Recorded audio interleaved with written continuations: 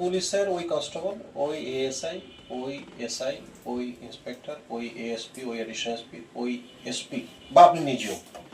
এইভাবে জড়িত আছেন, তাহলে আমাকে ক্যাটাগরিক্যালি একটু দেবেন। ওয়ান, আপনারা যেহেতু মিডিয়া কর্মী, আপনারা একদম গ্রামে গঞ্জে ছড়িয়ে ছিটিয়ে আছেন,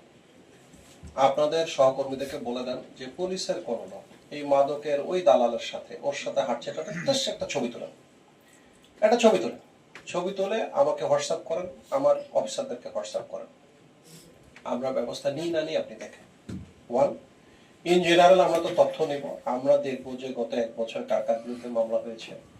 এগুলো কগনিজেন্স নেওয়ার পর ট্রায়ালে তাদের কনভিকশন কতগুলো হয়েছে, কনভিকশনের বাইরে বেরিয়ে এসে আবার অন্য কিছু করছে কিনা, এগুলো আমরা দেখবো। এই মাত্র আমরা তো একটা পার্ট দেখি, আপনারা দেখেন আনফর্চুনেটলি তাদের বছরওয়ারি কন্ট্রাক্ট আইনজীবী থাকেন, যাওয়ার সাথে সাথেই তার পক্ষে লড়েন, এই হয় সেই হয়, পুলিশ এই যে আপনার ভালো করে সিজার লিস্ট করেনি, এই করেনি, সেখানে নানান অশিলা করে তাকে বের করেন, হয়তো বের করেন, বা আমাদের হয়তো ত্রুটি থাকে কার্যক্রমে, ফলে বের হয়। যেটাই হোক না কেন, আমরা সমন্বিতভাবে চারদিক থেকে ধরতে চাই, এবং সোসাইটিতে কারো না কারো সে ছেলে, কারো না কারো সে প্রতিবেশী, এই জায়গা থেকে আমরা সবাই মিলে যদি সামাজিকভাবে প্রতিরোধ করে আগাই তাহলে হবে। আমরা অনেকগুলো কাজের মধ্যেই একটা কাজ করি,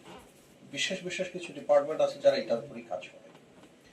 কিংবা এইটা ধরেন বহির্দেশ থেকে আসলে সেটা তো আমি দেখি না, সুনামগঞ্জে আসা যাবে তখন আমি দেখি। আমি আমার জায়গা থেকে খুব সিম্পল মেসেজটা দিতে চাই যে আমি, আমার অফিসাররা, আমার টিম সুনামগঞ্জ, আমরা মাদকের ব্যাপারে একেবারে জিরো টলারেন্স। আমাদের হয়তো কার্য পরিধি করতে গিয়ে কিছু সীমাবদ্ধতা এগুলো থাকতে পারে, কিন্তু মূলত যে অ্যাটিটিউড বা আমাদের যে বিশ্বাস, আমাদের যে ইচ্ছা, সেখানে সামান্য পরিমাণ কোনো ঘাটতি নেই বা থাকবে না।